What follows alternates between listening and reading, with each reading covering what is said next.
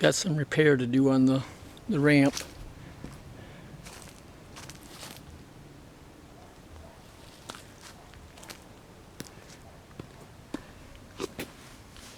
Some of the boards have gotten some weather damage over time, so I got to replace all of those.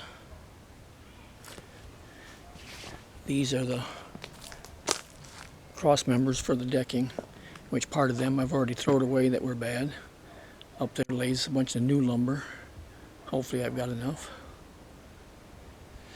I still got to take these 3 pieces out yet, and this one across the bottom end, and then put the new stuff in, and then I'll start with these here and see which ones are still good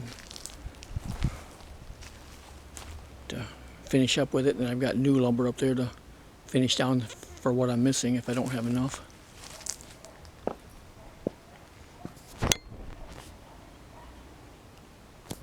One of the drawbacks of owning your own place, you have to do your own repairs.